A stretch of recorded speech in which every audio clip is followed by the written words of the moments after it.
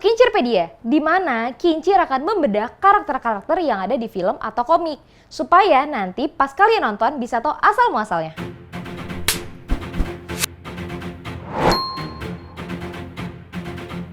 Sesuai judulnya, di episode ini kita akan sedikit ngebahas monster yang ada di film A Quiet Place. Monster yang jadi momok para manusia di bumi ini punya power dan ability yang akhirnya bisa kita lihat di film sequelnya ini. Seperti yang kalian tahu, film A Quiet Place Part 2 sudah bisa kalian tonton di bioskop. Dan yang udah nonton bisa lihat review kita di sini ya. Kata sang sutradaranya, John Krasinski, monster ini memang terinspirasi dari monster yang ada di franchise filmnya Ridley Scott, Alien. Bahkan monster ini mirip juga dengan monster yang ada di serial Stranger Things, Demogorgon. Di film A Quiet Place, monster ini tidak memiliki mata, mereka sangat sensitif dengan suara. Informasi dari para monster ini sebenarnya muncul dikit-dikit di film pertamanya, dari potongan-potongan koran yang dikumpulin sama Lee. Di situ kelihatan kalau ada monster jatuh ke bumi, tapi nggak dikasih tahu nih caranya bisa sampainya gimana. Di part 2-nya, kita dikasih tease lagi nih, info kalau monster itu adalah alien dan ada meteor yang jatuh. Ditambah lagi ada siaran TV di toko tempat Lee beli buah, bilang kalau ada meteor misterius jatuh di Shanghai dan beberapa negara lainnya. Kemungkinan monster ini juga ada selain di kota New England. Meteor itu terlihat jatuh pas adegan pertandingan baseballnya Marcus. Terus para penduduk panik berlarian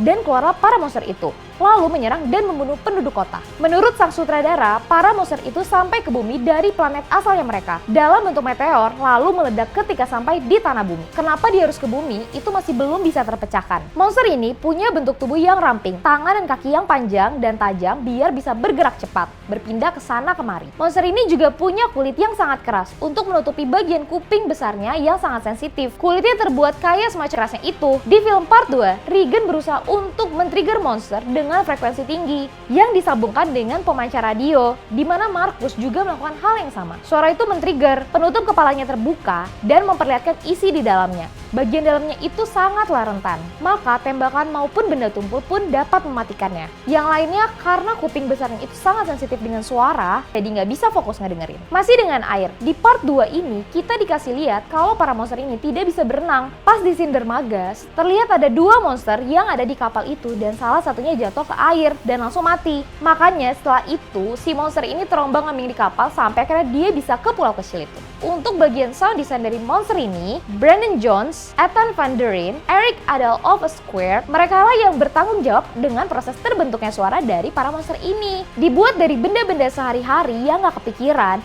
salah satunya adalah taser gun ditempel ke buah, sehingga dapet tuh suaranya si monster. Itu dia sedikit info kekuatan dan kelemahan dari monster atau creature yang ada di film A Quiet Place. Kalau menurut kalian, gimana monsternya di part 2 kali ini? Kalian berharap bakalan kayak apa nih di part ketiganya? Tulis di kolom komen di bawah ya. Cukup sekian Kincirpedia kali ini, sampai jumpa di karakter berikutnya. Bye-bye!